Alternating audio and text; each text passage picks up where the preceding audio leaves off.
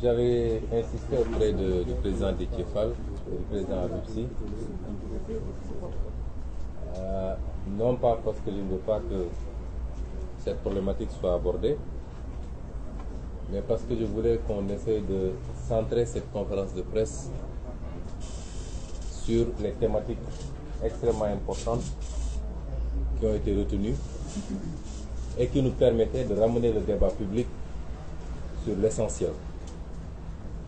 Je crois que Cheikh Ahmed Tidiane Youm vient de le dire, l'une des plus grandes spécialités du régime en place, c'est l'allumage de contre-feu. Et malheureusement, avec une tendance à emporter une partie de l'opinion et de la presse dans des débats secondaires au détriment de l'essentiel. Et moi, ce que je considère comme l'essentiel, c'est ce qui impacte réellement sur la vie des Sénégalais et des Sénégalaises qui souffrent comme jamais. Et l'objectif de cette conférence de presse, c'était pour Yewwi Askan Wi de ne pas tomber dans ce piège du contre-feu et de ramener les débats sur un certain nombre de problématiques essentielles articulées autour de la gouvernance publique, dont l'illustration la plus parfaite est le rapport de la Cour des comptes, la question des libertés et de la démocratie, sur lesquelles, pour cette fois-ci, parce qu'on avait l'habitude justement de ne parler que de ces questions que sous l'angle intérieur, mais aujourd'hui, sur le plan international, beaucoup d'organismes internationaux se sont intéressés à la situation du Sénégal et ont produit des rapports. Mais également les questions liées au processus électoral lui-même, mais qu'on avait décidé de reporter à une autre date, en tout cas dans les jours à venir. Dans la répartition des temps de parole, il m'est revenu la charge de traiter ou de m'adresser à la communauté internationale. Vous remarquerez que depuis quelques jours, Yewwi Askan Wi s'adresse beaucoup à la communauté internationale. Parce que nous nous sommes rendus compte que nous avions plus ou moins délaissé cet espace extrêmement important. Nous savons tous que le régime de Macky Sall est totalement fini au Sénégal, à l'intérieur, au niveau des opinions, au niveau des électorats. Nous savons tous, et lui le sait mieux que tout le monde, qu'il est extrêmement minoritaire et minorisé dans le pays, nonobstant les pratiques de fraude massive qui lui permettent de réduire un peu, ou en tout cas de maquiller cette minorité qui est la sienne aujourd'hui au Sénégal. Et son terrain de prédiction aujourd'hui, c'est l'international, au niveau multilatéral comme au niveau bilatéral. Nous savons tous qu'il est aujourd'hui en France, certainement pour aller se livrer à une séance d'explication après son audience avec l'extrême droite, et pour aller, comme il a l'habitude de le faire, dépeindre l'opposition sénégalaise comme une opposition qui serait foncièrement anti-française, anti-occidentale, anti-ceci, anti-cela, et se présenter comme le seul garant des intérêts occidentaux. Et c'est pourquoi Yewwi Askan Wi a décidé de ne plus lui laisser ce terrain également. Parce que nous sommes dans un monde ouvert, personne ne peut s'enfermer sur lui-même, et aucun leader ici présent de Yewwi Askan Wi, dans son programme individuel, comme dans le programme global de Yewwi Askan Wi, il n'a jamais été question d'être contre qui que ce soit. Il a été question beaucoup plus d'être pour nous-mêmes avant tout, en tant que Sénégalais, en tant qu'Africains. Et dans ce monde ouvert, globalisé, le Sénégal a des partenaires. Et ces partenaires sont importants pour le Sénégal, et le Sénégal est important pour ses partenaires, pour des raisons peut-être différentes, mais il y a une importance mutuelle que les partenaires s'accordent. Le Sénégal a beaucoup diversifié son partenariat depuis quelques décennies, de sorte qu'aujourd'hui, c'est un partenariat mondial, sans exclusif. Et le Sénégal se trouve dans un contexte international extrêmement préoccupant, où la compétition entre ce qu'il est convenu d'appeler les grandes puissances va de plus en plus se jouer sur le terrain africain. Et c'est pourquoi nous saluons tous Yewwi Askan Wi, nous accueillons avec beaucoup de satisfaction la déclaration du pape François hier à Kinshasa, qui reflète exactement nos préoccupations, sans que cela relève d'une quelconque adversité ou animosité vis-à-vis de nos partenaires. Il y a quelques mois, j'avais dit à une certaine puissance qu'il est temps qu'elle lève son genou du cou de l'Afrique, et notamment de la France qui est l'ancienne puissance coloniale. Le pape aujourd'hui a lancé un appel très fort pour que les gens arrêtent d'étouffer l'Afrique, d'exploiter l'Afrique. Et ce message est bien reçu par tous les progressistes africains, tous ceux qui veulent d'une Afrique souveraine, connectée au monde, coopérant avec tout le monde, mais dans le respect mutuel et dans des partenariats gagnant-gagnant. Et c'est cela que nous avons toujours dit. Malheureusement, le message avait été mal perçu. Il y a eu beaucoup de manipulation des opinions de partenaires bilatéraux comme multilatéraux, manipulation entretenue ici même par le régime politique pour leur faire croire qu'ils ont en face d'eux une opposition irresponsable, extrêmement violente, foncièrement anti-intérêts occidentaux ou français ou je ne sais quoi, manipulée par la Russie ou je ne sais qui. J'ai pu dire ici qu'aucun de nous ici autour de cette table n'a de contact avec aucune puissance étrangère. Personnellement, je ne suis en contact, depuis que je suis en politique, avec aucune puissance étrangère. Ni occidentale, ni russe, ni asiatique, ni je ne sais quoi, chinoise. Nous n'avons aucun contact avec une puissance étrangère. Nous n'en discutons avec aucune. Nous ne sommes manipulés par personne. Et cette vision paternaliste tendant à infantiliser les Africains, qui seraient incapables de réfléchir par eux-mêmes, et qui seraient totalement manipulés dès lors qu'ils émettent un avis contraire, doit cesser. Et si nous insistons, c'est que nous pensons que de plus en plus notre discours est entendu. Il était écouté. Maintenant, il est entendu. Je crois qu'il est de plus en plus compris également. Et c'est tant mieux.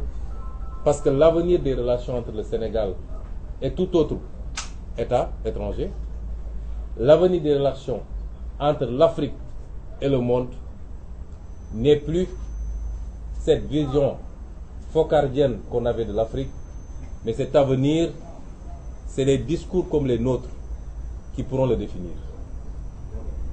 C'est entendu parce que, au niveau multilatéral, des organismes internationaux se sont enfin intéressés à la situation préoccupante du Sénégal et ont produit des rapports.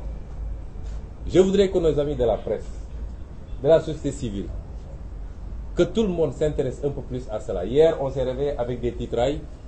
On disait que le Sénégal serait devenu un État extraordinaire et entré dans le top 10 de l'indice Mo Ibrahim. Ce qui est ridicule d'ailleurs. Si tel est le cas, il faut s'inquiéter de l'Afrique. Il faut s'inquiéter sérieusement de l'Afrique. Si aujourd'hui, un pays où en pleine pandémie de Covid, des autorités ont pu faire ce qu'ils ont fait avec le bien public, on dit que c'est un exemple en matière de gouvernance, il faut s'inquiéter de l'Afrique. Qu'est-ce qui se passe dans les autres pays de l'Afrique, finalement? Et pourtant, on a voulu en faire un truc. D'autant que sur les indices les plus importants, on n'a même pas évolué d'un point, notamment sur l'indice de perception de la corruption. Voilà des rapports qui parlent de choses beaucoup plus profondes et beaucoup plus graves pour le pays. Et quand le rapporteur spécial sur les droits de réunion pacifique et la liberté d'association, parce qu'en réalité, ce que Déthié a lu, c'est le condensé de 3 organes. Il y a le rapporteur spécial sur les droits de réunion pacifique et la liberté d'association, le groupe de travail sur la détention arbitraire et le rapporteur spécial sur les exécutions extrajudiciaires, arbitraires et sommaire, quand ces trois-là s'intéressent au cas du Sénégal et adressent une note à l'État du Sénégal sur un seul événement, c'est-à-dire tout ce qui a suivi le blocage de notre liste de titulaires, de liste nationale de titulaires lors des élections législatives passées.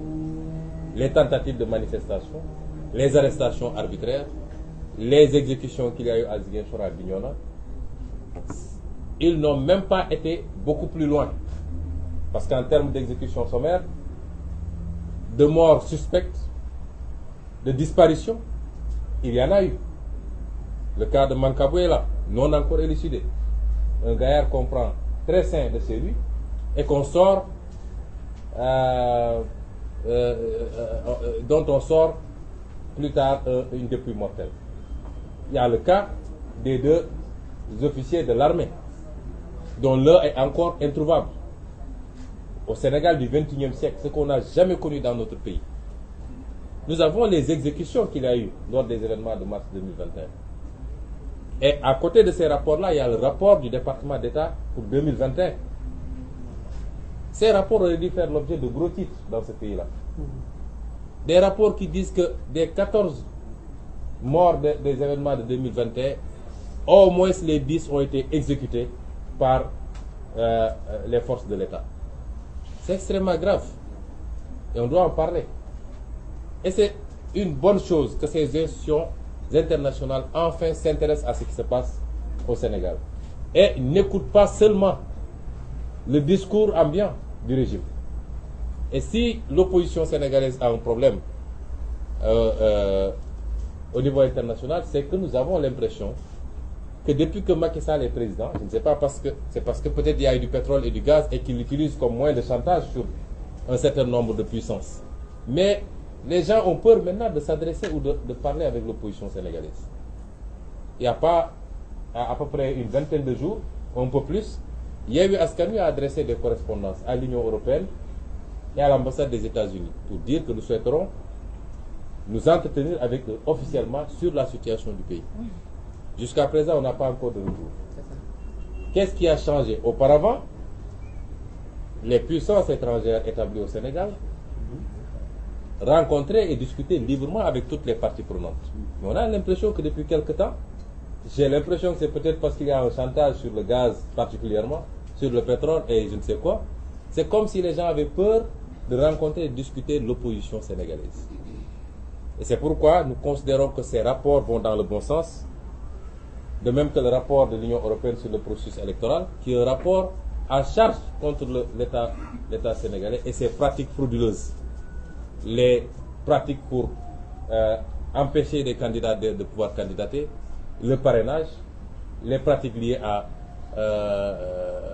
la rétention sur le fichier électoral, les pratiques liées à la rétention des cartes d'électeurs pour les primo-votants notamment, et beaucoup d'autres pratiques. Et c'est sur toutes ces questions-là que nous avions souhaité, nous, pouvoir rencontrer les différents organismes, aussi bien dans le cadre bilatéral que multilatéral, et échanger. Non pas parce que nous voulons leur implication directe, mais parce que c'est des partenaires qui participent par le financement et par beaucoup d'autres moyens à ce qui se passe au Sénégal.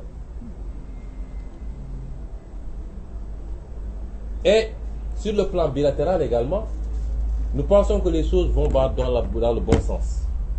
Nous avons tous reçu des vidéos sur les débats qu'il y a eu la semaine dernière à l'Assemblée nationale française en commission relativement à ce projet de loi sur l'entraide judiciaire et sur l'extradition. Voilà le genre de débat que l'Afrique d'aujourd'hui veut entendre. Voilà le genre de débat et le genre de préoccupation qui rassure les Africains.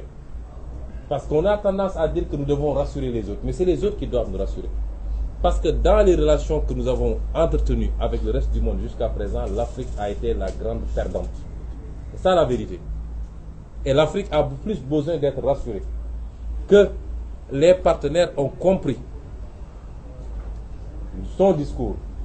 Cette nouvelle génération politique qui n'est pas une génération d'âge, mais une génération d'opinion, qui transcende toutes les générations d'âge, qui est très présente dans la diaspora, pour ne pas dire totalement majoritaire dans la diaspora, qui est très présente et majoritaire dans les élites africaines, dans cette formidable jeunesse africaine, étudiante, universitaire, comme ouvrière, comme dans tous les segments, mais qui est présente de plus en plus dans toutes les masses africaines et qui comprend ce qui se passe, qui est connecté au monde, qui suit.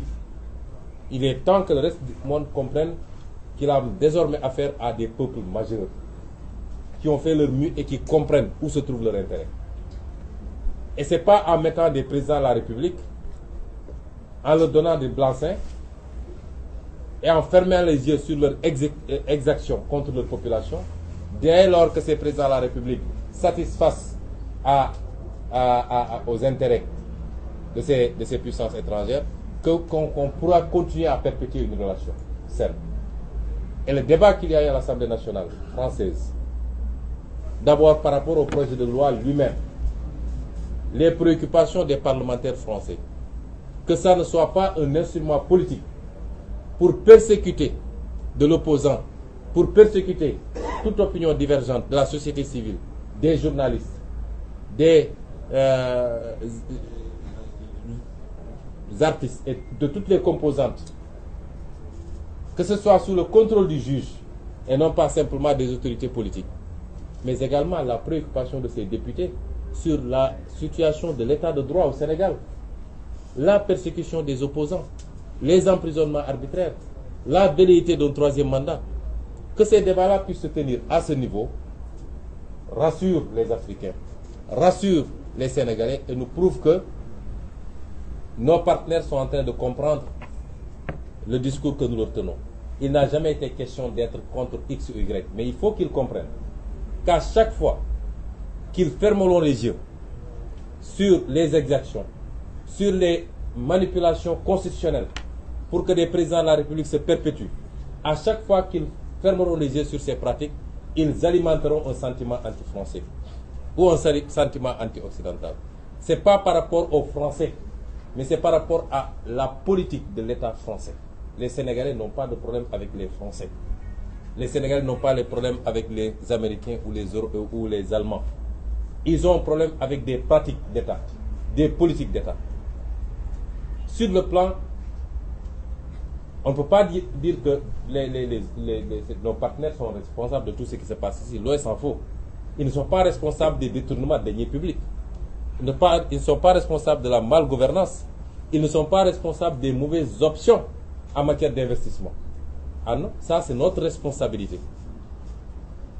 Mais sur le plan économique, ce que nous demandons, c'est que les relations soient gagnant-gagnant. Aujourd'hui, c'est gagnant-perdant. Et ce qui se passe avec le terre en est une illustration. Je rappelle qu'en 2017 déjà, en tant que député, j'avais adressé une question écrite au gouvernement du Sénégal. Et j'avais dit dans cette question écrite qu'en récapitulant tous les contrats, j'avais vu un écart de 224 milliards par rapport au montant qui était annoncé pour la construction du terre. Je ne parle pas des questions d'opportunité. Aujourd'hui, nous avons un outil qui est obligé d'être sous perfusion de l'État sénégalais. On dit que oui, c'est une option, on a décidé de subventionner pour que le prix soit abordable. Et pourtant, on lâche la subvention sur les produits pétroliers, qui est beaucoup plus vital pour les populations. Mais là-bas, on subventionne parce que ça doit bénéficier à des entreprises françaises. Et jusqu'à quand on sera dans ces relations léonines, au détriment de nos peuples, on pompe tout ce qu'on a, le peu qu'on a, pour des infrastructures dont le rendement est douteux, et on nous dit que voilà, c'est un bon partenariat pour le Sénégal, et nous l'acceptons. Pourtant, même en France, des voix s'élèvent pour dire que ça, ce n'est pas bon, il faut arrêter. Parce que celui qui était PCA du terre, qui est un franco-sénégalais, un français qui depuis quelque temps a une nationalité, vous verrez que l'article du Figaro en a parlé, avait dit que ça, c'est pas bon pour le Sénégal. Il a été tout de suite remercié. Après, on dit le terre nous appartient, le terre nous appartient. Ce qu'on demande, c'est la réorientation, le réajustement, le rééquilibrage, parce que nos peuples ont droit au même bonheur, à la même prospérité, à la même qualité de vie que les autres peuples. On ne peut plus continuer à subir. Et ça, c'est pas être contre X ou Y. Et c'est rassurant de voir ce genre de discours. Nous encourageons les autorités françaises à examiner cette voie. L'avenir de la coopération entre l'Afrique et le reste du monde, ce n'est pas la coopération telle qu'elle était conçue en 1980, en 1975, en 2000 même. Non, non, non. Les Africains ont compris et veulent se réorienter. Et je rappelle que déjà, en 2018, quand je présentais mon ouvrage Solutions pour un Sénégal nouveau, après le chapitre sur le franc CFA, j'assume toujours mes positions sur le franc CFA, que nous avons besoin d'une monnaie souveraine, conçue par et pour les Africains, adaptée à nos préoccupations, à nos besoins, ajustable par rapport au contexte international, et non pas de cette monnaie telle qu'elle existe actuellement. C'est notre conception. Mais à la fin de ce chapitre, je rappelle ce que j'avais dit. Et c'était certainement prémonitoire. Je disais, certains adversaires auront vite fait de nous taxer d'antifrancisme primaire. Loin s'en faut. Désolé, je n'ai pas mes lunettes, mais vous comprendrez. Loin s'en faut. Nous sommes d'ailleurs ne serait-ce que pour le principe d'une exception culturelle face aux velléités unilatéralistes d'un seul pôle, pour le renforcement, le raffermissement et l'affirmation d'un bloc francophone fort et homogène dans sa diversité, mais fondé sur des rapports plutôt gagnant-gagnant que de domination dont nos pays n'ont que trop souffert. Nous souhaitons que la France entende et comprenne notre message, celui d'une nouvelle Afrique, portée par une nouvelle génération politique, citoyenne, artistique, intellectuelle, qui n'aspire qu'à plus d'égalité et d'équité dans nos rapports avec elle, pour le progrès et le développement auquel aspirent légitimement nos peuples. Si elle l'entend et le comprend, cela sera salutaire pour nos relations séculaires. Sinon, elle s'achemine vers une rupture brutale et inéluctable avec ses anciennes colonies qui s'orienteront définitivement et durablement vers d'autres partenaires privilégiés. Ça, c'était en 2018. Si la France avait entendu ce discours, ce qui s'est passé au Mali ne se serait pas passé. Ce qui s'est passé au Burkina ne serait pas passé. Et ce qui risque de se passer dans beaucoup d'autres pays ne se serait pas passé. Et c'est ça le message de Yewwi Askan Wi, que nous adressons au-delà de la France à tous nos partenaires. Nous voulons d'un partenariat solide, mais bénéfique à toutes les parties, mais pas d'un partenariat de domination. Et je conclus par cela, ce que nous avons vu depuis quelque temps nous rassure que les partenaires l'ont compris.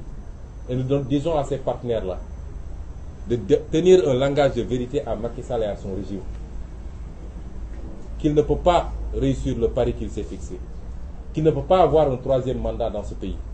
Le Sénégal n'est pas la Côte d'Ivoire. Le Sénégal ne l'acceptera pas. Qu'il ne peut pas effacer des réalités politiques dans ce pays. Autant on lui connaît qu'il est une réalité politique, autant il a en face de lui des réalités politiques, sinon aussi plus fortes, du moins aussi fortes. Il ne peut pas les effacer en instrumentalisant encore une fois la justice. Le seul problème de ce pays désormais, ce n'est pas l'antagonisme entre les partis politiques, mais c'est la justice sénégalaise qui a accepté d'être un instrument au service de la politique, un instrument au service d'un régime. C'est le seul problème. Si la justice acceptait d'être une justice impartiale, au-dessus des contingences politiques, il n'y aurait plus de problème au Sénégal. Le seul problème du Sénégal, c'est un homme, un général, qui continue à donner à Macky Sall des assurances qu'il peut mater tout le monde, qu'il peut écraser tout le monde, qu'il peut marcher sur des cadavres. Un général qui dit à Macky Sall, demain si on me dit d'aller cueillir Ousmane Sonko, j'irai le cueillir quoi qu'il en coûte. Et Macky Sall doit arrêter d'écouter ces pyromanes. Dans tous les régimes qui sont tombés d'une certaine manière, et nous ne le souhaitons pas pour lui, ont été instrumentés, ont été motivés ont été poussés vers l'abîme par des gens civils et militaires qui leur tenaient ce genre de discours. Il est temps qu'ils reviennent à la raison et qu'ils comprennent qu'il n'a pas hérité le Sénégal de ses parents et qu'il ne transmettra pas le Sénégal à ses enfants.